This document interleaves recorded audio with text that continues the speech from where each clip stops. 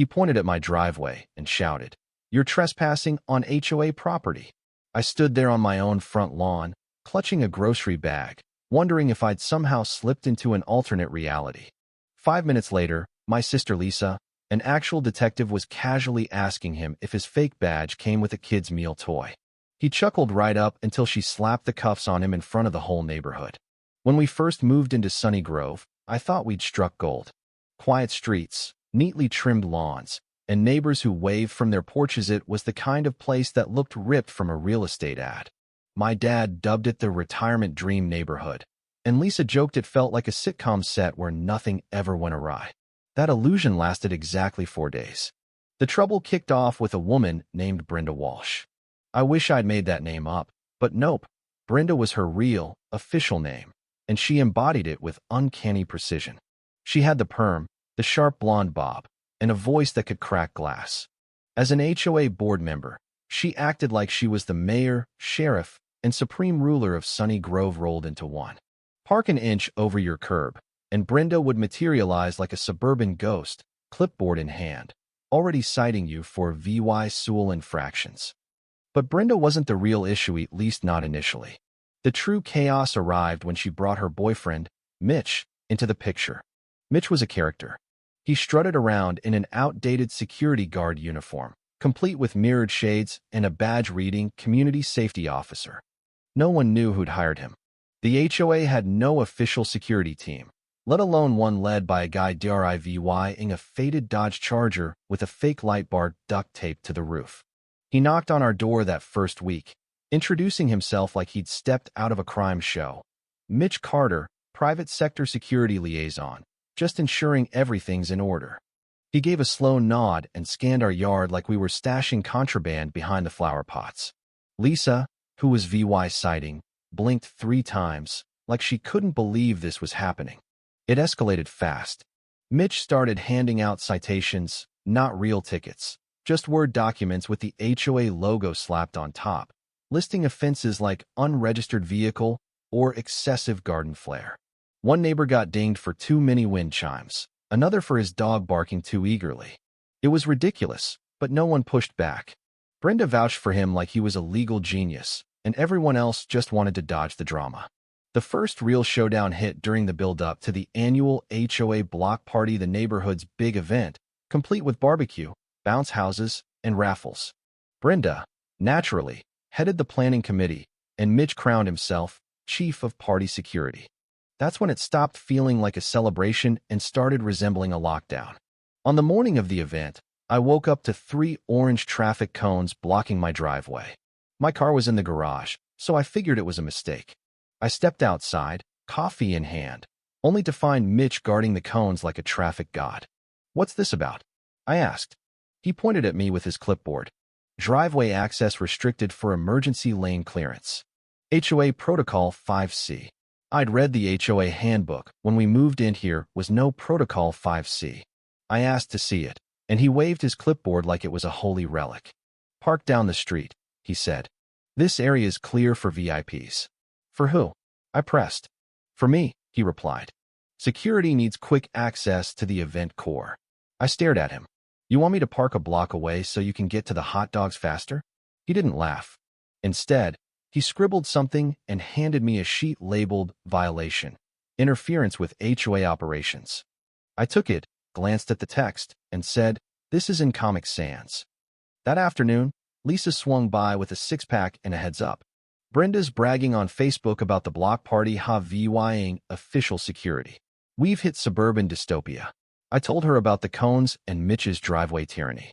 She smirked, asked where he was, and I pointed to Main Street, where he was pacing with a walkie-talkie, barking into it like he was directing a SWAT team.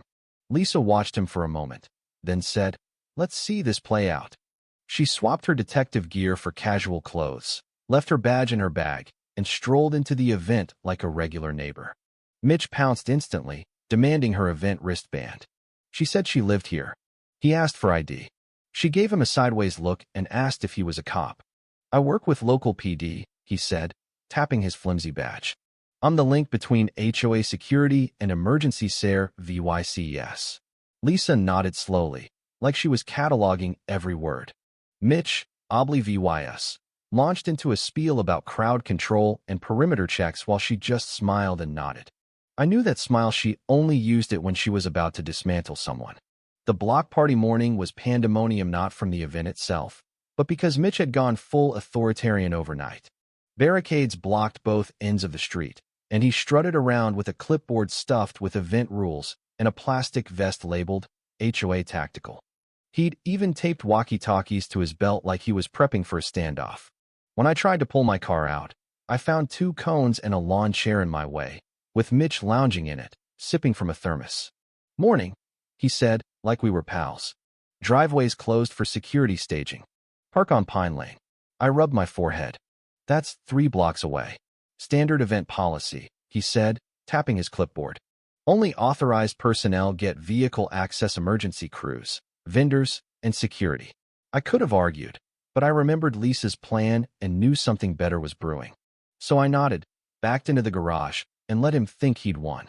By midday, the party was buzzing, kids with balloon swords, tables groaning with potluck dishes, and Brenda stomping around in a sash proclaiming event coordinator like she was running a beauty pageant. Mitch had set up a command post under a blue canopy, surrounded by caution tape, just a folding table, a walkie-talkie, and a borrowed first aid kit, but he guarded it like a fortress. Lisa arrived later, in jeans and a hoodie, blending in perfectly. She'd barely stepped into the party when Mitch swooped in.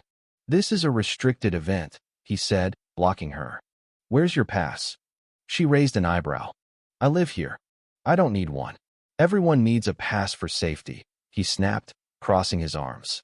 "Which HOA rule says that?" she asked, pulling out her phone. Mitch faltered.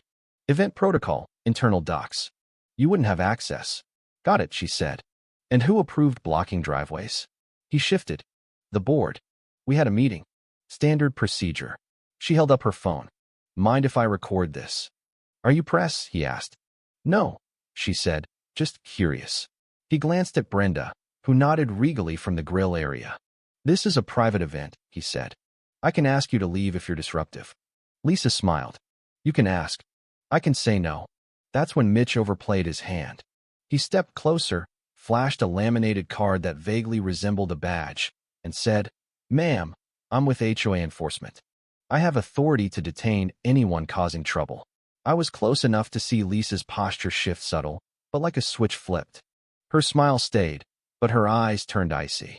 She nodded, walked with him toward his command post, and started asking questions. "What agency are you with? Got a license to enforce codes?" Mitch kept bluffing, rambling about community training and special HOA permissions.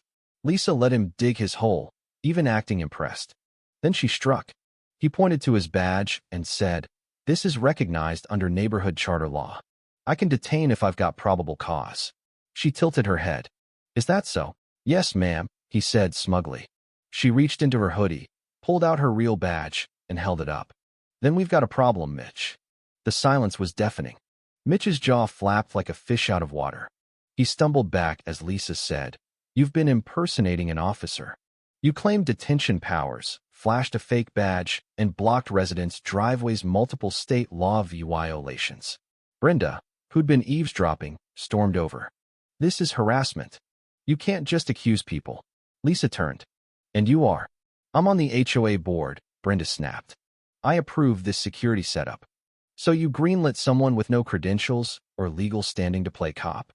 Brenda's face twitched. "He's not impersonating, he's a community liaison." Lisa played back the recording, Mitch's voice loud and clear, claiming arrest powers. Brenda blanched. "That's out of context." By now, neighbors were gathering, clutching plates and cups, whispering. Someone started filming. Lisa called it in. "Detective Lisa Bennett, badge 1483. Need a patrol unit, possible impersonation of a peace officer. Suspects cooperative for now." Mitch flinched. "Wait, can we talk this out?" "Talk to the officers," Lisa said. Brenda jumped in front of him. "This is a misunderstanding. He was helping. Blocking driveways and threatening fake arrests isn't helping." Lisa shot back. "It's illegal." Mitch looked at me for backup. I shrugged and bit into my burger. When the real cops arrived, the block was a circus. Mitch mumbled about community integrity, but the officers weren't impressed. They asked for his badge, ID, and credentials. She had nothing. He admitted the badge was from a costume shop. That sealed it. They cuffed him as Brenda shrieked about defamation, and someone live-streamed it to the neighborhood Facebook group. Lisa didn't gloat, just gave me a told you look as Mitch's reign as the enforcer collapsed.